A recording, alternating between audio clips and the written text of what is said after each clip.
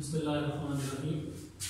Last जो हमारा lecture था उसमें हम गाज़ी लॉ पढ़ रहे थे और गाज़ी लॉ उसमें हमने ये देखा था कि अगर आपके पास कोई क्लोज सरफेस है और उसके अंदर सिंगल चार्ज है तो सिंगल चार्ज के नतीजे में आपके पास गाज़ी लॉ की क्या कंडीशन, मैथमेटिकल फॉर्म क्या बनती है।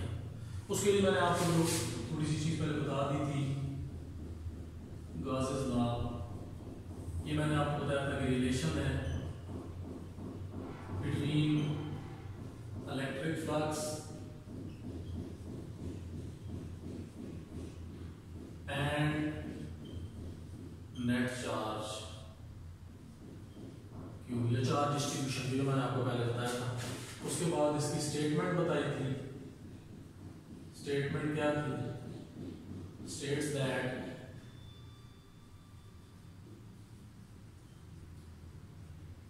electric flux through a closed surface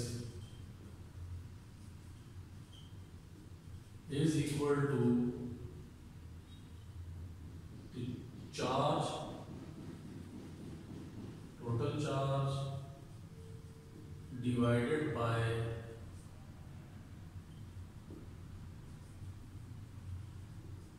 permittivity epsilon। Mathematical form क्या थी?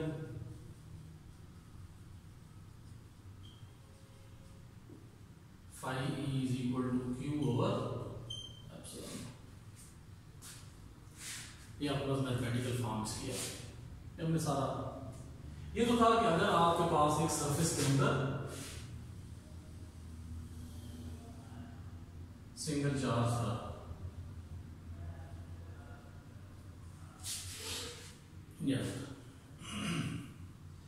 कहना अगर if there is a surface, अब एक नई चीज आपके पास आ गई, वो क्या है?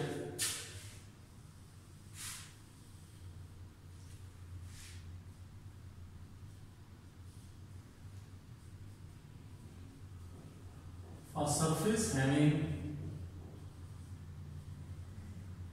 more than one charge, having number of charges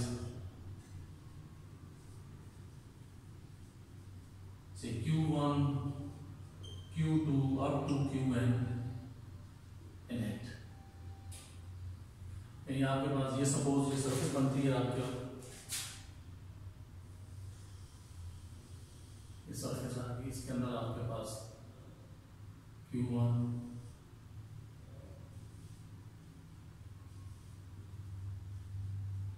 number of charges. तो अब देख लेंगे एक चार्ज है तो उसके लिए अपने फ्लक्स निकालो। अब हम क्या करेंगे, नंबर ऑफ चार्जेस है तो हम बारी बारी हर चार्ज के लिए अलग से इलेक्ट्रिक फ्लक्स निकालेंगे और आखिर में टोटल इलेक्ट्रिक फ्लक्स निकालने के लिए सब इलेक्ट्रिक फ्लक्सेस को आपस में ऐड कर देंगे। Now flux due to charge Q1, तो फाई E1 आपके पास क्या आ जाएगा जी? Q1 over epsilon not. एक ही Q ओवर एप्सिलॉन नॉट तो सिंगल चार्ज जो फ्लक्स का क्या फार्मूला होता है? Q over epsilon not. तो अगर आपके पास नंबर ऑफ चार्जेस हैं तो आप हर चार्ज के लिए अलग से फ्लक्स निकालेंगे। तो फाई E आपके पास फर्स्ट चार्ज के लिए जो फ्लक्स होगा उसे हम फाई E1 कहेंगे और वो क्या बनेगा आपके पास? Q1 over epsilon naught. Now flux due to charge Q2, phi E2 आपके पास क्या आ जाएगा? Q2 over epsilon naught. Similarly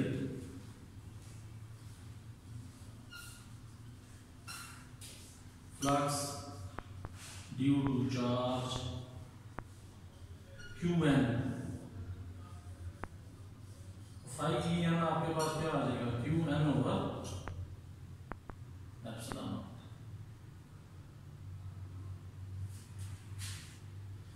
सब हर चार्ज के लिए अलग से फ्लक्स आ गए। अब हम करेंगे total electric flux through the surface.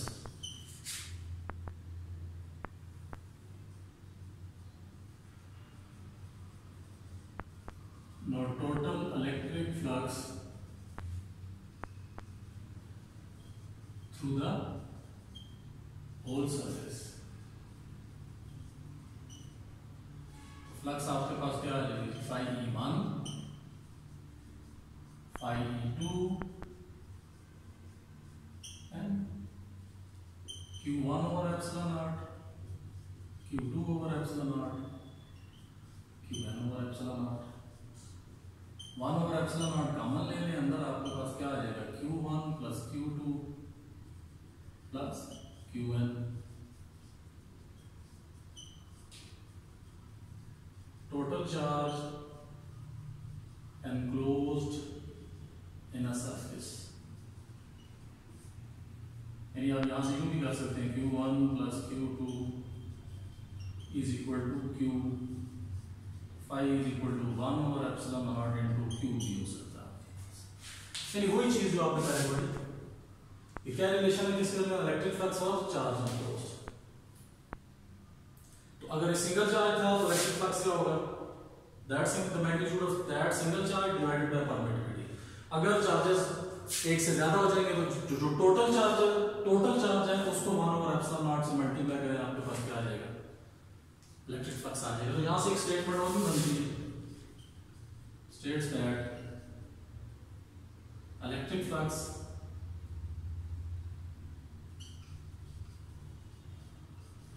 through a closed surface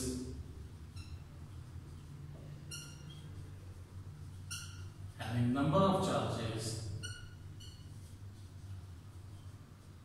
is equal to 1 over epsilon naught times total charge enclosed in that surface. यानी अगर सिंगल चार्ज में तो ये आ गया था कि क्या है, गासेस की क्या स्टेटमेंट थी कि जो चार्ज है उसको परमिटिविटी पे डिवाइड करते हैं, ठीक होगी बात। अगर नंबर ऑफ चार्जेस आ जाएंगे तो फिर इलेक्ट्रिक फ्लक्स क्या होगा कि 1 ओवर एप्सिलॉन नॉट टाइम को आप टोटल चार्ज से मल्टीप्लाई कर दिया, टोटल चार्ज को और यूं भी लिख सकते हैं, state that also states that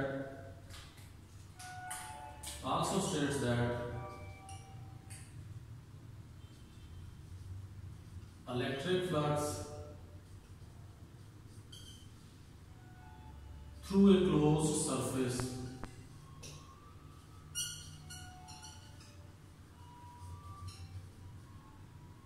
is equal to closed surface having number of charges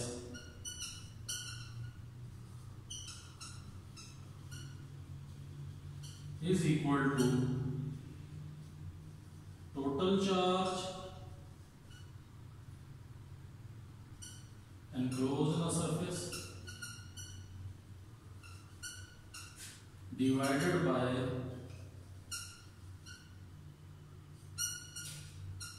permittivity of free space. यानी अगर सिंगल चार्ज है तो क्या होगा, गाउसियन लॉ में कहते हैं इलेक्ट्रिक फ्लक्स किसके बराबर होगा, उस चार्ज का मैग्नीट्यूड डिवाइडेड बाय परमिटिविटी। अगर नंबर ऑफ चार्जेस हैं तो फिर क्या होगा, जो total charge enclosed in that surface या sum of charges divided by permittivity आ जाएगी। ये फर्क है एक चार्ज में नंबर ऑफ चार्जेस में, यानी एक से ज्यादा 10 चार्जेस है तो 10 चार्जेस के टोटल चार्जेस का सम डिवाइडेड बाय परमिटिविटी। एक चार्ज है, एक charge divided by permittivity. 5 charges है तो पांचों का सम डिवाइडेड बाय परमिटिविटी। ये ध्यान में रखना है। ये गाउसियन लॉ की एक स्टेटमेंट और आ गई। अच्छा जी, उसके बाद इस आपके आगे चल जाएंगे applications of Gaussian law.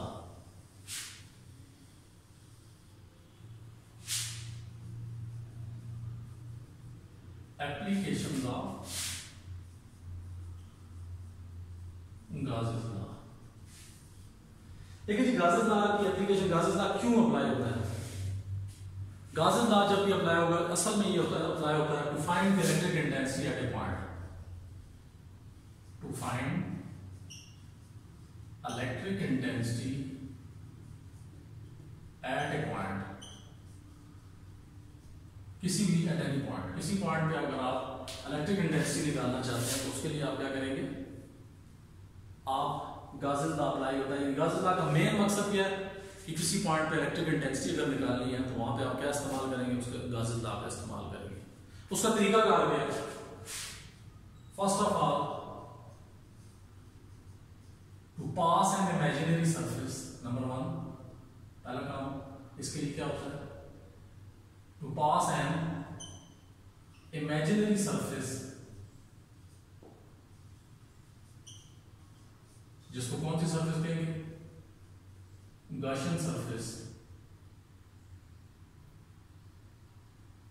Gaussian surface from that point, यानी सबसे पहले आप जिस पॉइंट पे, from that point where E is to be determined,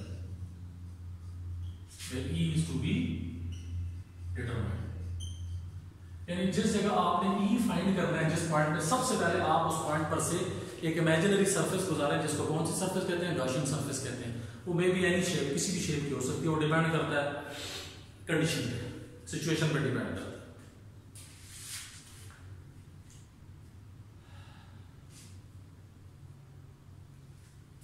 It may be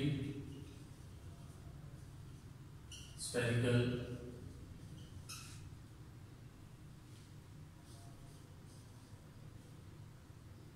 cylindrical, or rectangular in shape. Rectangular in shape, depending upon condition. Condition पे depend करता है। ठीक, उसके बाद to find flux through that Gaussian surface, flux find through that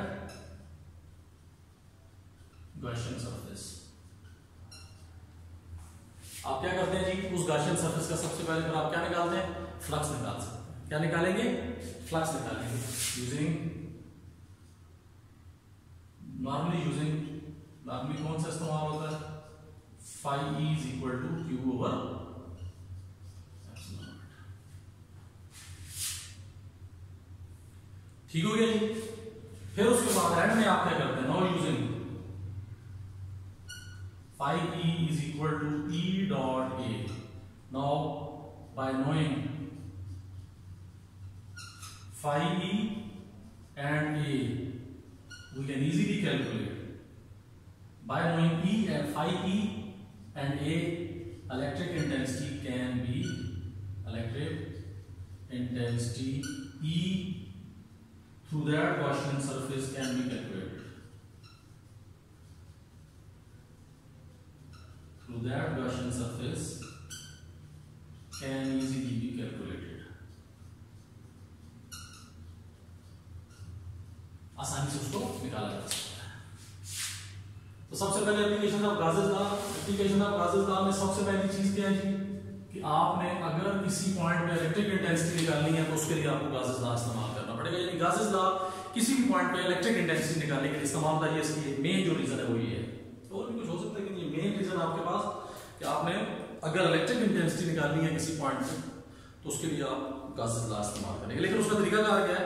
उसका तरीका कार्य है कि सबसे पहले आप उस सरफेस पे, सबसे पहले आप उस सरफेस, वो सरफेस सबसे पहले आप उस पॉइंट पर से, जिस पॉइंट पर इलेक्ट्रिक इंटेंसिटी निकालनी है, उस पॉइंट पर से आप एक इमेजिनरी सरफेस गुजारेंगे जिसको क्या कहा जाएगा? Gaussian surface. उस पॉइंट पर से गॉसियन सरफेस गुजर गई, इमेजिनरी सरफेस गुजर गई। फिर आप क्या करेंगे? वो जो आप गॉसियन सरफेस होगी वो आपकी स्फेरिकल शक्ल की भी हो सकती है, सिलेंड्रिकल शक्ल की भी हो सकती है, रेक्टेंगुलर शक्ल की भी हो सकती है, लेकिन ये सिचुएशन पे, ये कंडीशन पे डिपेंड करता है। उसके बाद आप क्या करेंगे? आप वो जो इमेजिनरी जो गॉसियन सरफेस आपने पॉइंट पर से गुजारी है, जिस पॉइंट पे आपने इलेक्ट्रिक इंटेंसिटी निकालनी है, उस सरफेस का जिसको आपने उस पॉइंट पर से गुजारा है, उस इमेजिनरी गॉसियन सरफेस का आप क्या निकालेंगे? फ्लक्स निकालेंगे इस फार्मूला Q over एप्सिलॉन। फिर आखिर में आप क्या करेंगे? फार्मूला इस्तेमाल करेंगे phi is equal to E dot A। पहली बात है फ्लक्स आपने निकाल ली है, एरिया आपके पास जो शेप होती है, हमारे पास शेप का एरिया मौजूद होता है, उसके मुख्तलिफ फार्मूलेज हमारे पास मौजूद हैं।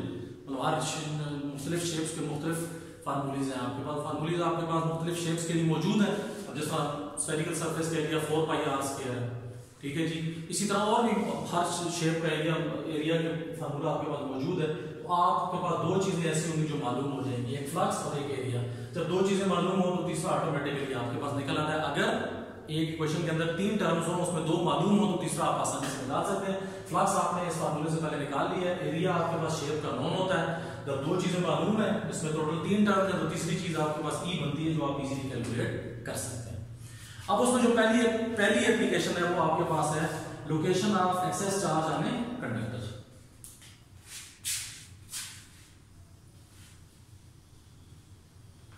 लोकेशन ऑफ फर्स्ट एप्लीकेशन,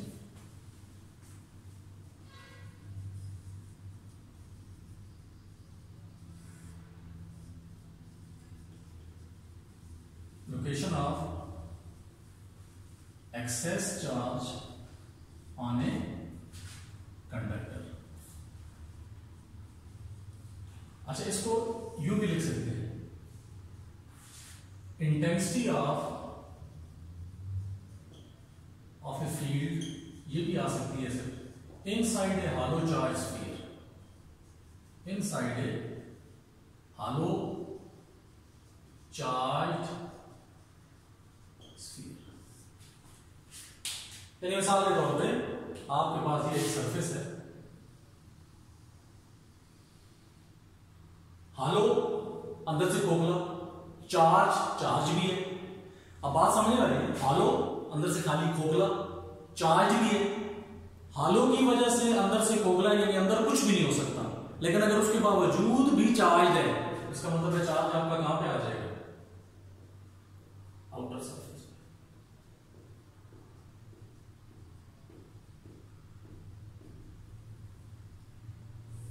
अब देख लें, सरफेस है, उसके ऊपर चार्जेस हैं, चार्जेस का कोई इफेक्ट आपका इस स्फीयर के अंदर नहीं आ सकता। तो सबसे पहले आप क्या लीजिए, कंसीडर एन इमेजिनरी सरफेस। सबसे पहला काम आपने क्या करना है, कंसीडर ए पॉइंट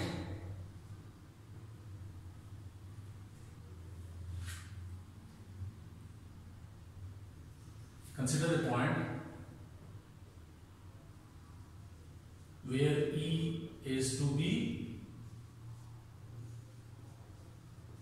कैलकुलेटेड। कहता है आप वो पॉइंट लें जहां का E आपने कैलकुलेट करना। सपोज आपका ये पॉइंट P है, ये पॉइंट आपने ले लिया। To pass an imaginary surface, to pass an imaginary का मतलब Gaussian surface from that point, उस पॉइंट पर से आप इमेजिनरी सरफेस गुजारें। ये पॉइंट हो गया इमेजिनरी सरफेस, ये आप इमेजिनरी सरफेस गुजार, ठीक हुआ जी। नो फाइंड इलेक्ट्रिक फ्लक्स निकालना है किस फार्मूले से, Q over epsilon not.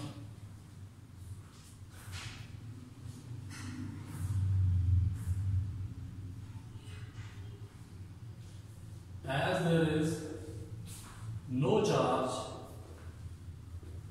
inside sphere, point सारी बात है जिसमें इलेक्ट्रिक इंटेंसिटी निकालनी है वो इनसाइड कोई चार्ज नहीं है, Q आपका क्या होगा, जीरो। Q आपका जीरो पे, जब Q जीरो होगा फ्लक्स आपका क्या हो जाएगा, जीरो हो जाएगा। ठीक हुआ जी। Now using phi E is equal to E dot A,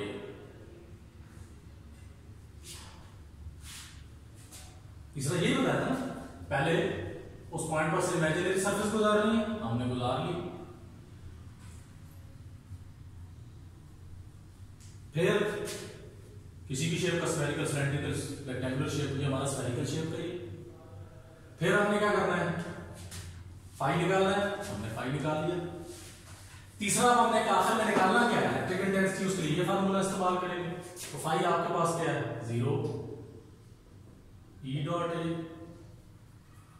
E और A का डॉट प्रोडक्ट क्या है, जीरो। यानी जब दो चीजों का डॉट प्रोडक्ट जीरो हो, इसका मतलब है उनमें से एक क्वांटिटी कम से कम जीरो है।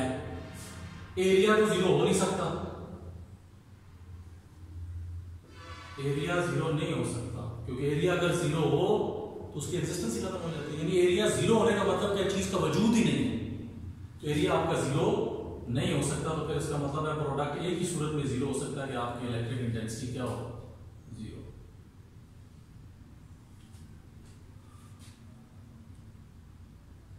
समझ आ गई? इसका मतलब क्या है कि ऐसा ऐसा ऐसा आपके पास कोई भी बॉडी, कोई भी सरफेस जिसके अंदर चार्ज ना हो लेकिन उसके आउटर सरफेस पे बेशक चार्ज हो, तो उसके अंदर इलेक्ट्रिक इंटेंसिटी क्या होती है, जीरो। वजह, charge zero means no charge, means no field.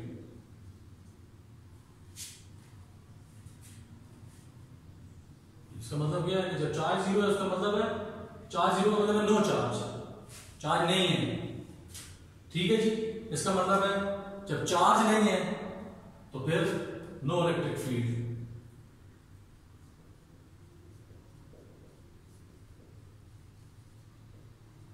Means no electric field strength. So electric intensity is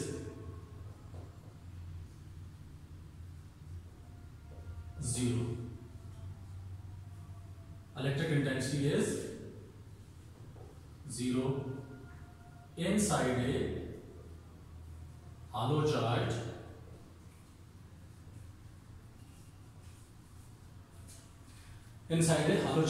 sphere.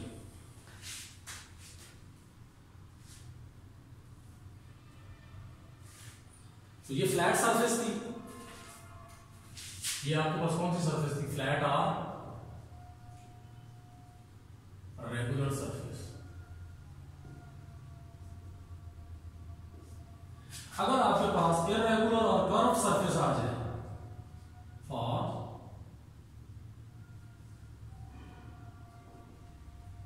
Irregular और कर्व सरफेस, फिर भी वही है, उसी तरह ही है। आपके पास अगर अंदर चार्ज नहीं है, हॉलो है अंदर से, तो चार्ज आपका सारे का सारा कहां होगा, आउटसाइड सरफेस पे। ठीक है जी। अब पॉजिटिव के लिए अवे फ्रॉम फील्ड लाइंस किधर होती हैं, अवे होती हैं। देखो अवे जा रहे हैं,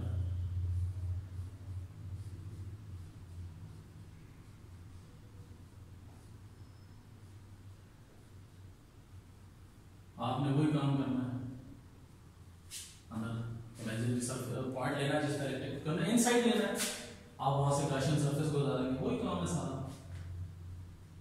ठीक है जी। यानी आपने गॉसियन सरफेस,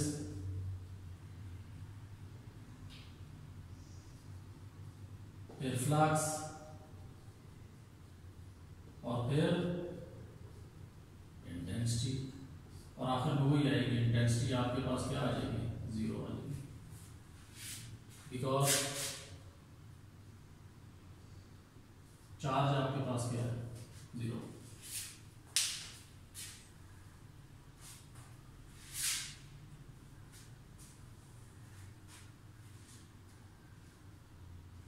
अच्छा, यहां पे इसका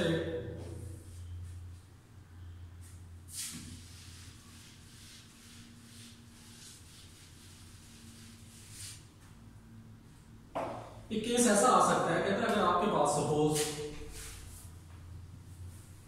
एक charge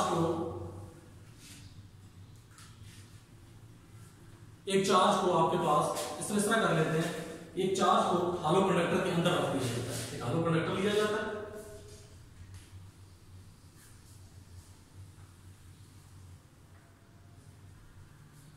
if charge is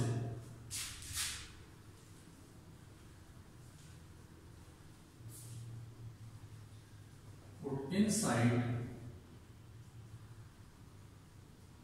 hollow conductor, अगर एक खाली कंडक्टर के अंदर रख दिया जाए तो क्या होगा। सपोज आपके पास एक पॉजिटिव चार्ज को रख दिया जाए, तो सबसे पहला काम क्या करते हैं, उसको को इंसुलेट किया जाता है। If charge put inside also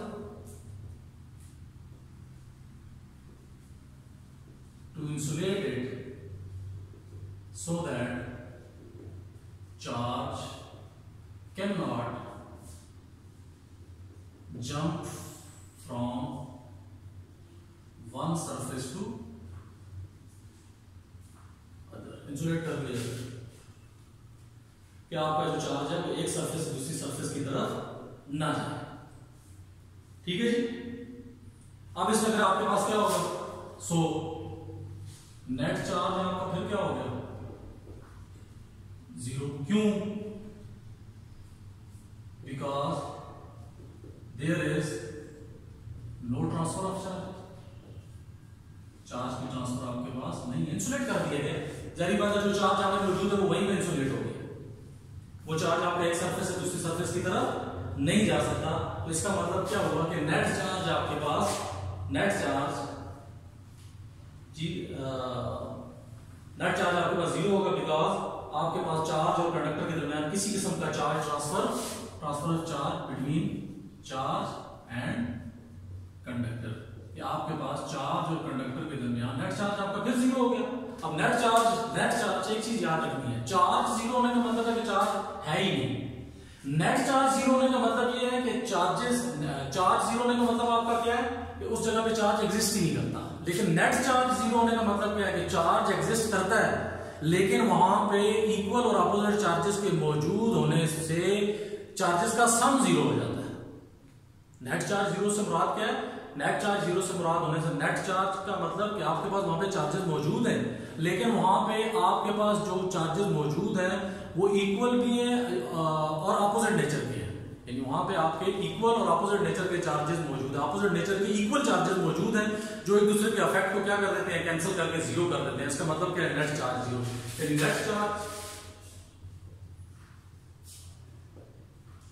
net charge is zero means sum of equal and opposite charges is zero।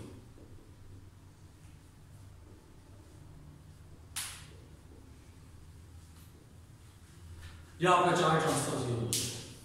ठीक हो गया जी। अच्छा जी, इसमें क्या होता है, इनिशियली आपका कंडक्टर क्या होता है, अनचार्ज, जब उसको रखा जाता है। अब उसमें होता क्या है आपके पास, इनिशियली ये देखें पॉजिटिव चार्जेस आ गए आप, initially charge on conductor is zero when charge q is inserted, जब उस चार्ज q को इंसर्ट किया जाएगा तो क्या होगा,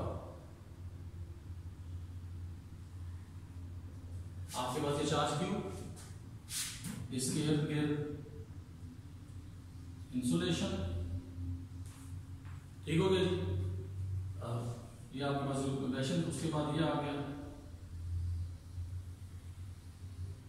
अब यहां पे होगा क्या कि अगर इसके अट्रैक्शन सपोज कर लेते हैं चार्ज जीरो है, नेट पहले जीरो था, जो ही हमने चार्ज क्यों रखा है तो अगर थोड़ी बहुत अट्रैक्शन होगी भी तो आप उसमें अगर ये गौर करें तो ये जो पॉजिटिव चार्ज होने की वजह से इस कंडक्टर के अंदर, कंडक्टर के ऊपर तो आपके पॉजिटिव चार्ज है ना, इस कंडक्टर के अंदर जो नेगेटिव चार्ज होंगे वो कैविटी की इनर साइड पे आ जाएंगे।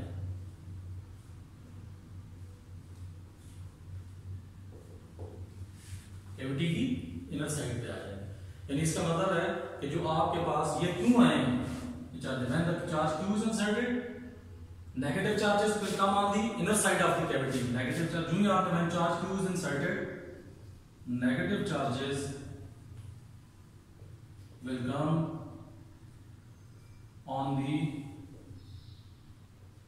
inner side of cavity, cavity की इनर साइड पे आ जाएंगे। किस वजह से, to maintain the neutral status, किस वजह से, टू मेंटेन द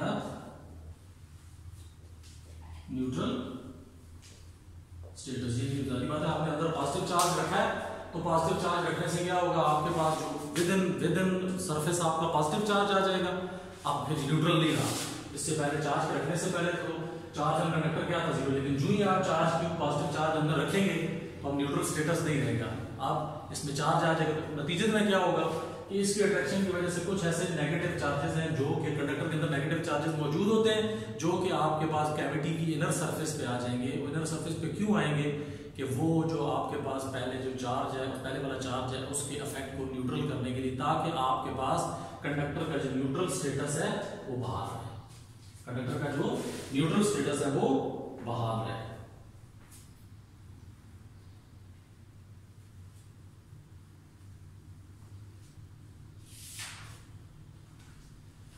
ठीक होगी जी बात, ये आपका टॉपिक था।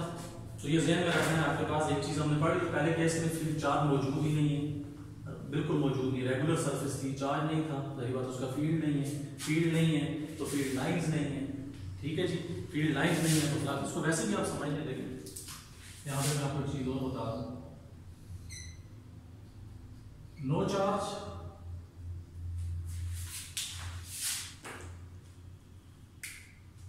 No charge,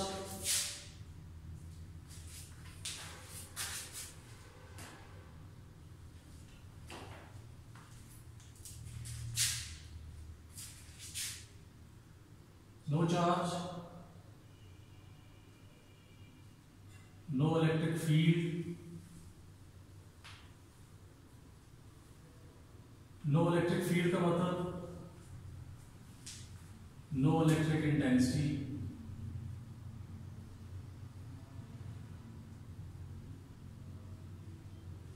no electric field lines,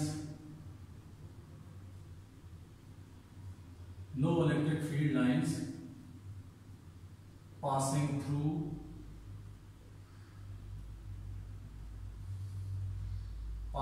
a area। जब कोई फील्ड लाइंस किसी एरिया में से पास नहीं होंगी तो किसी एरिया में से कितनी इलेक्ट्रिक फील्ड लाइंस पास हो रही है, ये क्या कहलाता है, उस एरिया का इलेक्ट्रिक फ्लक्स। जब नो इलेक्ट्रिक फील्ड लाइन, कोई फील्ड लाइन किसी एरिया में से पास नहीं होगी तो इसका मतलब क्या हो गया, नो इलेक्ट्रिक फ्लक्स। ये जो मैथमेटिकली था, थ्योरेटिकली, चार्ज नहीं है, फील्ड नहीं है, फील्ड नहीं है, इंटेंसिटी नहीं है। जब फील्ड नहीं है, इंटेंसिटी नहीं है, इलेक्ट्रिक फील्ड लाइंस भी नहीं होंगी। जब इलेक्ट्रिक फील्ड लाइंस नहीं होंगी तो किसी एरिया में से इलेक्ट्रिक फील्ड लाइंस का पास होना ही फ्लक्स कहलाता है। जब फील्ड लाइंस नहीं है तो आपका इलेक्ट्रिक फ्लक्स क्या हो जाएगा, कोई। तो रेगुलर के लिए भी निकाल लिया, इर्रेगुलर के लिए भी वही है। और अगर किसी जगह चार्ज आ जाए तो क्या होता है, सबसे पहले उस चार्ज को आपने इंसुलेट करना है, इस तरह इंसुलेट करना है उस सारी सरफेस को कि आपका चार्ज एक जगह से दूसरी जगह शिफ्ट ना हो सके। जब वो आपका चार्ज ट्रांसफर नहीं होगा तो इसका मतलब नेट चार्ज आपका क्या हो जाएगा, जीरो। क्यों जीरो है कि ट्रांसफर ऑफ चार्ज ही नहीं है चार्ज और कंडक्टर के दरमियान। अच्छा, उसके बाद जब तक आप एक चीज यहाँ पर मैं आपको बताता चाहूँ कि चार्ज जीरो होने का मतलब ये है कि चार्ज है ही नहीं। नेट चार्ज जीरो होने का मतलब ये है कि चार्जेस हैं लेकिन उनका सम जीरो है। सम कब जीरो होता है, जब अपोजिट चार्जेस इक्वल अमाउंट में पड़े हो। जब अपोजिट चार्जेस इक्वल अमाउंट में हो तो उनका सम क्या हो जाता है, जीरो हो जाता है। इनिशियली चार्ज है कंडक्टर जीरो, चार्ज नहीं था, कंडक्टर पे जीरो था। जो ही हमने एक चार्ज उसके अंदर रखा, is inserted in a conductor, conductor के अंदर रखा, तो क्या हुआ कि नेगेटिव चार्ज, उसके लिए अब जाहिर बात है जो ही हम चार्ज अंदर रखेंगे अब न्यूट्रल स्टेटस नहीं रहेगा। उस न्यूट्रल स्टेटस को मेंटेन करने के लिए क्या होगा कि जो नेगेटिव चार्जेस कंडक्टर के में मौजूद हैं वो कैविटी की इंटरनल सरफेस पे आ जाएंगे और वो इंटरनल सरफेस पे आके क्या करेंगे, उस चार्ज के इफेक्ट को जीरो कर देंगे, यानी आपके पास जो न्यूट्रल स्टेटस है उसको बहाल कर देंगे। तो इंशाल्लाह जी बाकी अगले लेक्चर में